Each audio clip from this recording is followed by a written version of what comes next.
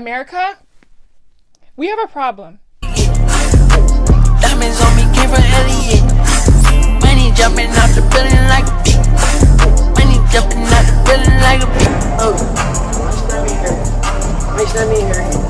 Watch that me here. Hello, Blerds and Nerds. Welcome back, or welcome to my channel. So, first, Happy New Year's, and yes, I know it's February, but this is the first video I'm posting on YouTube in 2025. Sorry, I've been away. I had a severe sense of impending doom. I mean, it's not gone. I'm just finally posting a video. I also decided to get a new cute microphone as a prop. I was going to use my PlayStation Move controller for funsies, but the Gooners strike again. Said it looked like an adult toy, which perfectly leads us into today's video. So, guys, America has a problem. A gooning problem. Everywhere you look, there's a goon or gooner material in real life or on the internet, or hey, maybe you're even the gooner in question. But what is a gooner, and what caused this epidemic, and how can we fix it? All great questions, my dear friends, because I'm here to answer and inform. Alright, now sit back, relax, and let's get started. Well, if you're the complete opposite of me and not chronically online, you may have no idea what a goon is or what this gooning epidemic could possibly be. A gooner is someone with an obsession with textual pleasure. And yes, I said textual because I have to, or Mr. Monetization will assassinate this video. But it's when someone has an obsession with textual pleasure and stimulation, and it becomes such a big part of their identity. The term gooner epidemic is just a memeing way to refer to the perceived overabundance of textual content in movies, music, social media, and other forms of entertainment that we consume in modern society. It suggests that society is so saturated with textual imagery and messaging that it alters our cultural norms and personal behaviors. While the word is a silly, goofy way to address a modern issue, the underlying concerns touch on a very real phenomenon. Let's break down the gooner phenomenon. We already know what a gooner is. It refers to someone who's obsessed with constant textual pleasure and stimulation. We're talking about individuals for whom pursuit of textual satisfaction isn't just a part of their life. It is their life. It's not just occasional indulgence that you participate in or having a few fantasies here or there. For many, it's a lifestyle. This subculture is becoming more normalized, especially online. If you've been on Instagram or TikTok, you've likely seen people proudly labeling themselves as gooners. They bond over their obsession with textual satisfaction, and for many, it's not just about consuming spicy content, it's a constant daily focus. Gooner is no longer just a term, but an identity, a lifestyle that many commit to. And it is with great sadness to inform you all that the freaks no longer come out at night. I repeat, they no longer just come out at night. Which makes this even crazier is how this mindset is spreading into the mainstream. Platforms like Instagram, Twitter, and TikTok constantly push hyper-texty content, from influencers and texty outfits to memes with textual references. It's like the algorithm rewards this content, making it harder to escape. And the impact of this content goes deeper. When you combine this overwhelming exposure with platforms like OnlyFans, Reddit, or Twitter, where spicy content is easily available, and especially Twitter, because under a lot of viral tweets, there's someone advertising their OF. It becomes more than just a hobby or interest. It's shaping how people view themselves, relationships, and even dating. Yes, dating and gooning have now become intertwined into their own sick little thing. The Goonedemic has definitely flipped the dating scene on its head. It's like one of the biggest ops to modern love and hopeless romantics. Everyone's so busy chasing the next find, they forget how to actually connect with said find. Dating used to be about building something real, but now it feels like people are just doing the bare minimum to sway you into a quick hookup. Most dates don't even feel like someone's genuinely trying to get to know you. It's just enough effort to see if you'll bite. Honey, you're going to invite a stranger to your home? Didn't your mommy and daddy tell you not to trust strangers? Don't y'all get worried you're going to get robbed? Inviting strangers to your place? Now look at you. No PS5 or TV for when GTA 6 comes out. Relationships are like plants. If you don't water and nurture them, you've got a dead plant. The gooning epidemic has people treating dating like a game for instant gratification. Swiping through profiles like it's a people catalog, dropping thirst traps, and searching for their next hookup. It's all about the next thrill. People want to feel wanted, but no one wants to take the time to really get to know someone. And honestly, who can blame them? It's easier to swipe, flirt, and keep it moving than to have a real vulnerable conversation with someone you don't know if they're just trying to use you or not. It's like everyone's too scared to open up. We've been conditioned to avoid showing too much emotion because nobody wants to risk catching feelings and getting hurt. So people keep it casual, send flirty texts, and stay away from anything serious. No one wants to deal with rejection or looking vulnerable. So we just stick to the surface level game. In the end, dating's become a quick thrill. People want validation of being desired without doing the emotional work. You get your likes, your compliments, and maybe a quick hookup. But when it's time to actually build something real, it all falls apart. Everyone's more focused on quick hookups and temporary vibes than opening up and building trust. It's easier to play the game than to be your true vulnerable self. That's why everything stays shallow, and breaking out of that cycle is going to be tough when the whole culture is built around broken, scared people. And if you found your person in all of this, keep them close. It's dangerous out here. Now, ask yourself, have you ever noticed how mainstream entertainment constantly pushes seductiveness? Go on, I'm waiting. Ask yourself, whether it's music videos, TV shows, or ads, they often focus on being provocative, flirty, or attractive as if that's the most important thing. For example, many female celebrities and entertainers are styled in revealing outfits and dance in ways meant to grab your attention. Shows like Euphoria and Gossip Girl are overflowing with spicy scenes and characters using seduction to get what they want. Even in cartoons and anime, female characters are often drawn with exaggerated curves and outfits showing off their assets. Think of Jessica Rabbit or fan service in anime. Because how is Ryuko fighting in that? I would be scared that something's gonna pop out. And guys aren't left out either. Superhero movies love showing off muscular, shirtless, oiled up male MCs as if that's the ideal or realistic body type. All of this sends the message that being attractive and desirable is the key to success, which can make everyday people feel like they have to act or look a certain way to be valued in society. Now, with that being said, I don't have a problem with it. Even I wear what I want, and sometimes that includes outfits or cosplays that show more skin than not. The issue isn't dressed in a certain way, but rather how the media constantly is pushing the idea that being alluring and desired is the most important thing about a person. Now, I know people have to have seen a cultural shift in society. Was there always wild things going on in the world? Absolutely. The difference is that now is being pushed in our faces. Hard. The media has gone from subtle sensual cues to full-blown, in-your-face, raunchy material. Back in the day, things were more suggestive. Flirty glances, double meanings, or a few steamy scenes here or there. For example, in old TV shows from the 1950s, you'll notice married couples always sleeping in separate beds. That wasn't just a random thing, it was because of the Hays Code, a set of super strict censorship rules that didn't allow anything even slightly textual on screen. So even though they were married, couples couldn't be shown sharing a bed, no matter how innocent it was supposed to be. Now watch the skeleton as I explain what happened to the Hays Code. It started losing its steam in the 1950s and was pretty much over by the late 1960s. As people got more chill about things like spicy activities, violence, and other so-called taboo topics, filmmakers then started pushing the limits and audiences were here for it. Movies like Psycho and Bonnie and Clyde broke the rules and still crushed at the box office, proving people did actually like edgier things.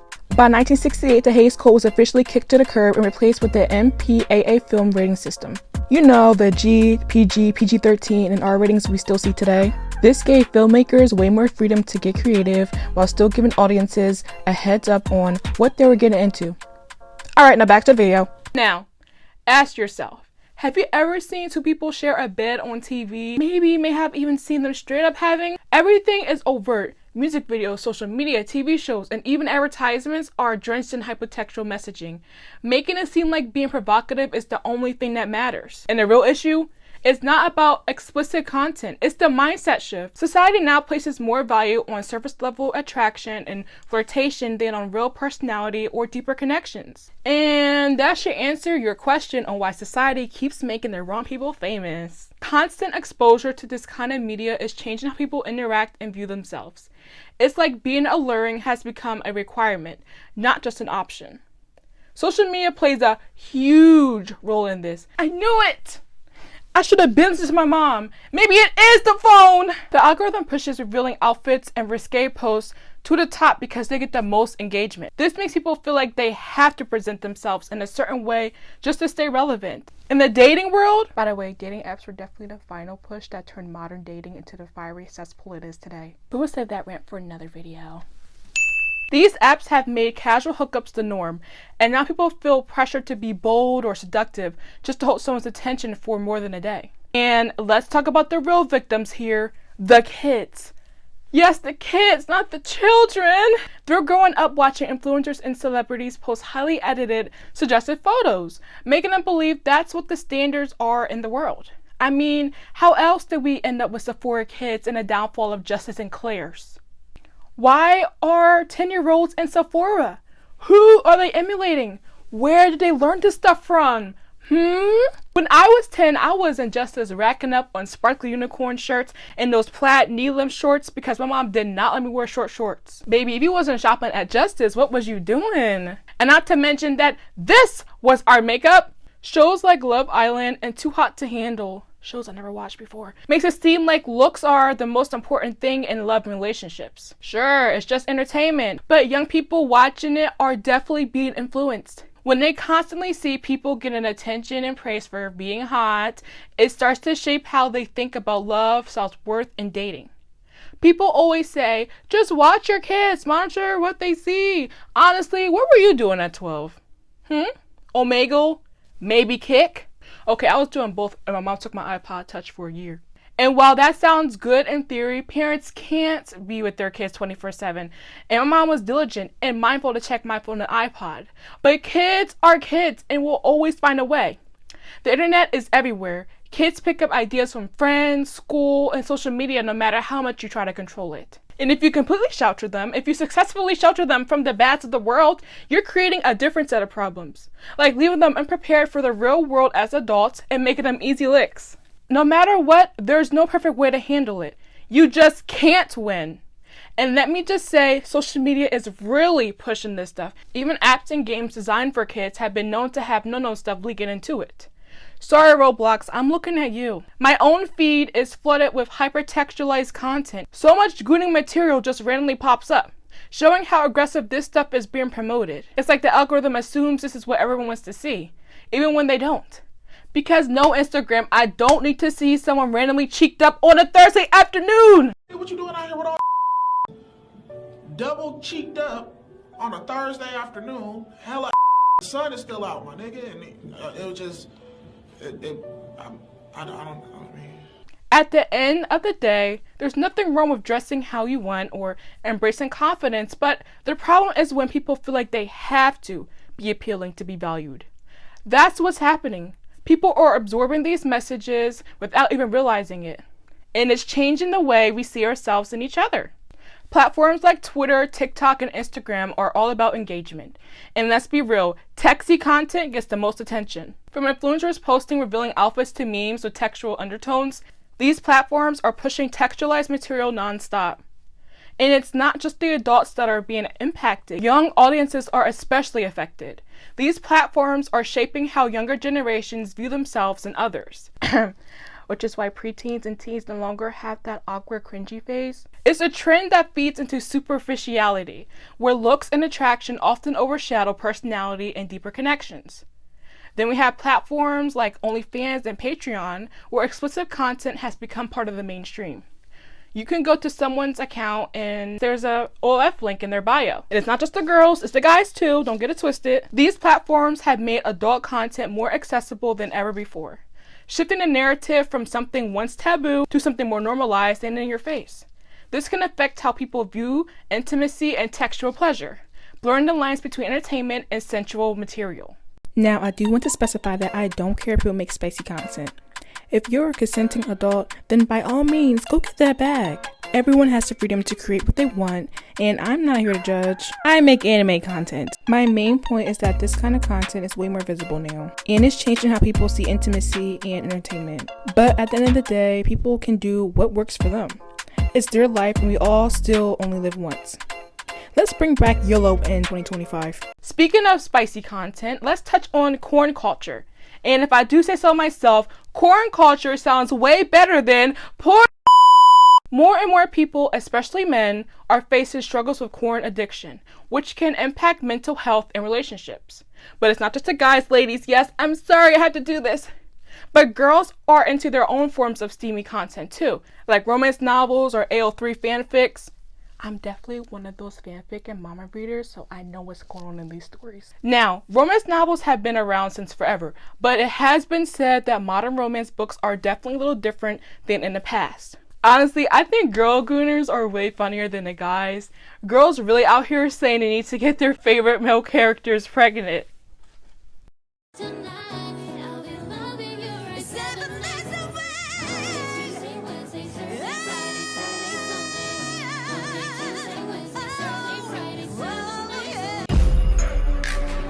In the spine, I came with the fellas. Ray Mac got hit in the back of his melon. Oh my god, this man is so fine. Every time I see him, I get the urge to draw him pregnant with 5 of my babies. I need him so badly. Pregnant! Ruby Rose, I can't wait to have your feet facing my ceiling with my tongue deep in your ass while I kiss all on your kitty. Put that deep in your back and make you all on. Wait a minute now. Is that my baby Goja? Okay. This one is not funny. She needs to get away from my man. There's no real judgment here, but let's be real. Consuming a lot of this kind of content can mess with how we see intimacy in the real world. It can create unrealistic expectations, which affects self-esteem and how we connect with real people. The point here isn't to knock anyone's interests. We all have our things, but it's good to be aware of how these trends impact us psychologically in the long run. It's all about balance and understanding the consequences of consistent exposure to this stuff, because getting the dopamine rush can quickly become addictive. Social media and corn culture are pretty intertwined in our daily lives, and while they've made adult content more accessible, they're also shaping how we view ourselves and our relationships. Alright, let's talk about how all this hypertextual stuff is messing with our minds. With corn and textual content being literally everywhere now, it's super easy to get desensitized without even realizing it. Like, the more you see it, the less it hits the same, you know? End up needing more and more to feel that same thrill. Like chasing the high that keeps getting harder to reach the more you, goon? And for younger generations, growing up with this stuff front and center, it can sneak up as a real problem in their lives. They'll be hooked on the concept of instant gratification, wanting that quick hit of dopamine without even thinking about it. Over time, that can start numbing people to real connections. Like, if you are so used to that fast and instant connection, it's gonna be way harder to vibe with the deeper emotional stuff that takes time to build. Relationships start to feel kind of and you'll find yourself getting bored easier in your relationships. So we talked about how hypertextual stuff can leave you feeling desensitized after your marathon gooning session. Now let's talk about mental health aspect, because it's definitely doing more than we realize. First off, performance anxiety. And no, I'm not talking about that kind of performance, though yeah, that too. But with all the pressure to look perfect and act a certain way, people start feeling that they'll never measure up to these ever-changing standards. It's like you see these perfect people on social media or in movies, and suddenly you're questioning if you're attractive enough, confident enough, or even good enough in your relationships. That kind of pressure can seriously mess with your self-esteem. If everything you see is telling you, hey, you need this to be loved or desired, it's easy to start feeling like you're falling short when your real life doesn't look like that. At the end of the day, hypertextualization isn't just about spicy stuff. It's shaping how we see ourselves and our connections with other people in our lives. It keeps us stuck focusing on surface level stuff, while the deep emotional bonds we really need as humans gets drowned out. That can definitely take a toll on your mental health if you're not aware of how all of this stuff is influencing you. So we talked about the what and the why, but now let's get into the how, as in how we can stop this all and not be doomed to goon. First things first, awareness is key. Like, half the battle is just realizing how much the media is shaping the way we think about intimacy, relationships, and even ourselves. Whether it's Instagram thirst traps, spicy TV scenes, or even subtle stuff in ads, the content is everywhere. But when you start noticing it, you can ask yourself, Is this really how I feel, or am I picking this up from what I'm constantly seeing? Take a second to reflect on your own habits. Are you scrolling through content that makes you feel good and confident, or is it making you feel like you're not enough, or that it's goon time? Let's bring back those real connections, okay? I'm talking about less situationships and fake friends and more trust, communication, and sending cursed memes to your unsuspecting friend at 3 a.m. That's the good stuff. It's cool to have chemistry and physical attraction, but that shouldn't be the only thing holding things together for you two.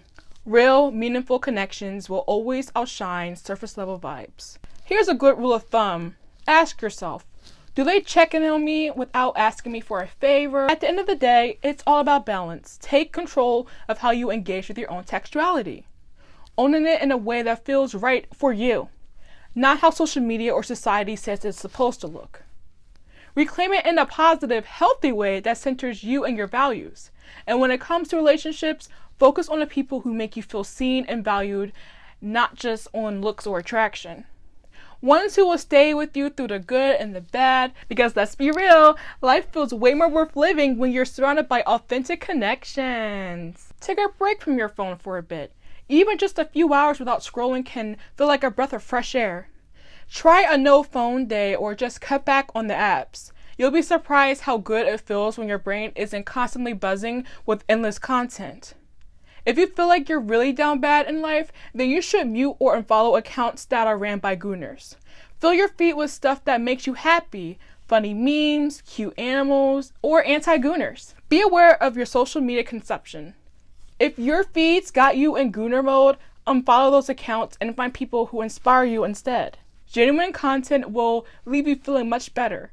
So, yeah, it's not about ditching spicy content altogether or judging anyone's choices. It's about finding what feels good and healthy for you and your own mental well-being. So what I'm basically saying is to watch your Eat Girl thirst traps and then right after, watch some old lady make a steak in the middle of the woods.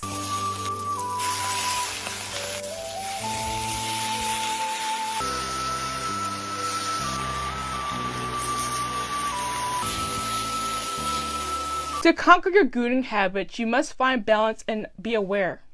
Start by being mindful of the content you're consuming and setting healthy boundaries. Focus on real, meaningful connections rather than constant gratification, and don't be afraid to take breaks from digital spaces.